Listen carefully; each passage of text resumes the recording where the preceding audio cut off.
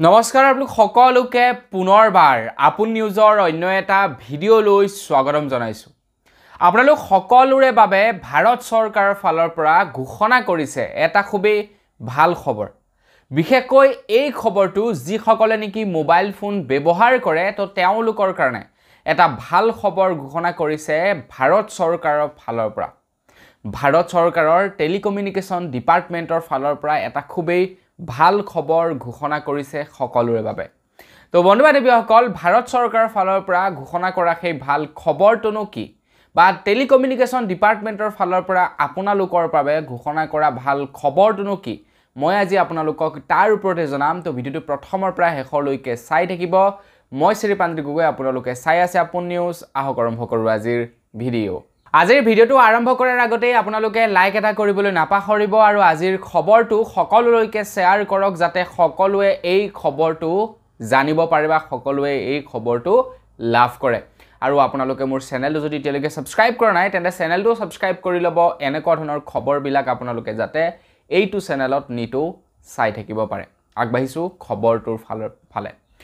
তো বন্ধু বান্ধৱীসকল, আজিৰ পৰা কিছুদিন পূৰ্বে আপোনালোকৰ মোবাইল হঠাতে ভাইব্ৰেট হৈ এটা মেছেজ বাৰু আহিছিলে নাই আপোনালোকৰ মোবাইলত?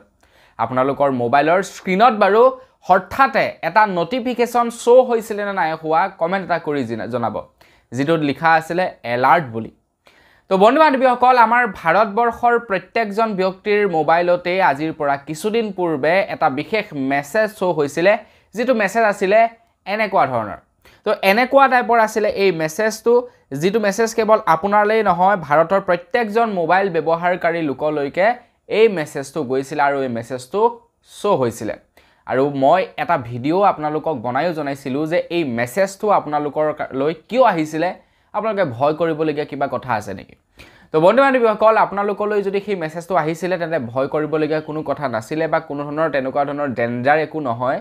সেইটো ভাৰত চৰকাৰৰ টেলিকমিউনিকেশ্যন ডিপাৰ্টমেণ্টৰ ফালৰ পৰা আপোনালোকৰ মোবাইলটো জাষ্ট এটা টেষ্ট কৰিছিলে।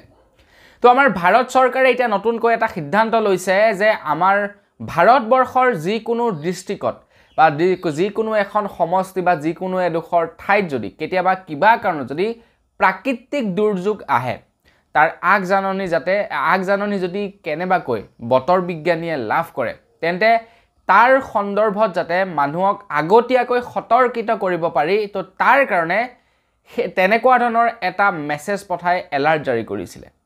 এতিয়াৰে পৰা আপোনালোকৰ মোবাইল ফোনত তেনেকুৱা টাইপৰ মেছেজ সঘনাই আহিব যদি আপোনালোকৰ অঞ্চলত বতাহ ধুমুহা অহাৰ সম্ভাৱনা থাকে, আপোনালোকৰ অঞ্চলত যদি ভূমিকম্প অহাৰ সম্ভাৱনা থাকে, আপোনালোকৰ অঞ্চলত যদি শিল বৰষুণ পৰাৰ সম্ভাৱনা থাকে, তেন্তে আপোনালোকৰ মোবাইলত এতিয়াৰে পৰা আপোনালোকে তেনেকুৱা ধৰণৰ মেছেজ সঘনাই দেখিবলৈ পাব।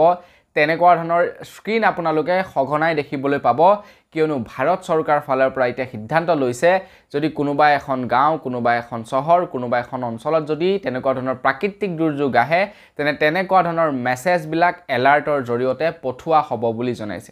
তো ইয়াৰ ফলত কেনেকুৱা ধৰণৰ সুবিধাবিলাক হ'ব?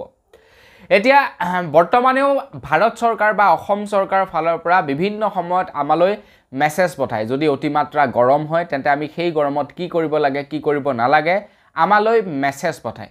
আৰু আমি সেই মেছেজবিলাক চাওঁ জানো? আপোনাৰ মোবাইলটোৱে আপোনালোকে খুচৰি চাব, আমাৰ অসম চৰকাৰৰ ফালৰ পৰা অসমীয়া ভাষাত আপোনালোকক মেছেজ প্ৰদান কৰে যে আজি অতিমাত্ৰা গৰম হ'ব পাৰে, গতিকে পাৰিলে আপোনালোকে বাহিৰলৈ নোলাব। তো তেনেকুৱা টাইপৰ মেছেজ আপোনালোকক পঠায়। কিন্তু আমি মেছেজবিলাক জানো পঢ়োঁ? কাৰণ মেছেজ অহৰহ আহি থাকে আমাৰ মোবাইলত, আমি সেই মেছেজবিলাক ইগন'ৰ কৰি দিওঁ। কিন্তু যেতিয়া নেকি আমাৰ মোবাইলটো চলাই থকাৰ অৱস্থাতে হঠাতে কিবা এটা ভাইব্ৰেট হৈ আমাৰ মোবাইলটো অফ হৈ যাব আৰু এখন নতুন স্ক্ৰীন খুলিব আৰু সেই স্ক্ৰীনখনত কেৱল লিখা থাকিব যে এলাৰ্ট, আপোনালোকৰ তাতে আমুক তাৰিখে আমুক বজাত এনেকুৱা ধৰণৰ বতাহ অহাৰ সম্ভাৱনা আছে, শিল বৰষুণ পৰাৰ সম্ভাৱনা আছে, তো আপোনালোকে পাৰিলে ভিতৰত থাকিব। তেতিয়া সেই মেছেজটো কি হয়, আমাৰ মুখৰ সন্মুখত ডাইৰেক্টলি শ্ব' হ'ব আৰু আমি পঢ়িম। যেতিয়া 10-15 ছেকেণ্ড সময় সেই এলাৰ্টটোৰ বাহিৰে বেলেগ একো নোলাব, কেৱল সেই এলাৰ্টটোৱে বাজি থাকিব, তেতিয়া আমাৰ ওচৰত বেলেগ একো অপশ্যন নাথাকিব আমি বেলেগ বস্তু চোৱাৰ, কেৱল সেই এলাৰ্টটোৱে পঢ়িব লাগিব। তেতিয়া আমি গম পাম যে আমাৰ অঞ্চলত বতাহ ধুমুহাৰ অহাৰ সম্ভাৱনা আছে বা বৰষুণ অহাৰ সম্ভাৱনা আছে, গতিকে আমি আগতীয়াকৈ এলাৰ্ট হ'ব লাগে।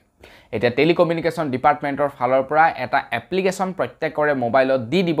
সেইটো অটোমেটিকলি আপুনি আপোনাৰ মোবাইলটো যেতিয়া আপডেট কৰিব তেতিয়া আপোনাৰ মোবাইলত অটোমেটিক সেই এপছটো আহি যাব আৰু সেই এপছৰ মাধ্যমেৰে এতিয়াৰে পৰা গ্ৰাহকৰ মোবাইল আমাৰ ভাৰতৰ যিমানবিলাক মানুহ আছে প্ৰত্যেকৰ মোবাইলত তেনেকুৱা টাইপৰ এলাৰ্ট দিব বুলি জনাইছে তো ইয়াৰ ফলত আমাৰে সুবিধা হ'ব যাতে ধৰি লওক আমি কৰবাত যোৱাৰ যদি প্লেনিং বনাই থৈছো তাতে আমি আগতীয়াকৈ যাতে সেফ হ'ব পাৰো যে নহয় আমি আজি নোযোৱাই ভাল হ'ব আজি বতৰটো দেখোন বেয়া কৰিব বা ভূমিকম্প অহাৰ সম্ভাৱনা আছে বা বজ্ৰপাত পৰাৰ সম্ভাৱনা আছে গতিকে আমি নোযোৱাই ভাল হ'ব আজি ঘৰত থকাই ভাল তো এনেকুৱা ধৰণৰ প্ৰাকৃতিক দুৰ্যোগৰ ফলত প্ৰত্যেক বছৰে শ শ মানুহ দুৰ্ঘটনাত পতিত হয় তো যাৰ কাৰণে নেকি এতিয়া টেলিকমিউনিকেশ্যন ডিপাৰ্টমেণ্টৰ ফালৰ পৰা এইটো এটা বিশেষ পদক্ষেপ হাতত লৈছে তো বন্ধু বান্ধৱীসকল আজিৰ ভিডিঅ' জনাবলগীয়া সৰু এটা ইনফৰমেশ্যন ইমানে আছিলে আপোনালোকৰ এই খবৰটো জানি কেনেকুৱা লাগিলে কমেণ্ট বক্সত লিখিবলৈ কিন্তু একেবাৰে নাপাহৰিব যদি ভাল লাগিলে লাইক এটা কৰিব চেনেল যদি ছাবস্ক্ৰাইব কৰা নাই ছাবস্ক্ৰাইবটো কৰি ল'ব পুনৰ এটা ভিডিঅ' লগ পোৱাৰ খালি বিদায় মাগিছোঁ ধন্যবাদ জয় অসম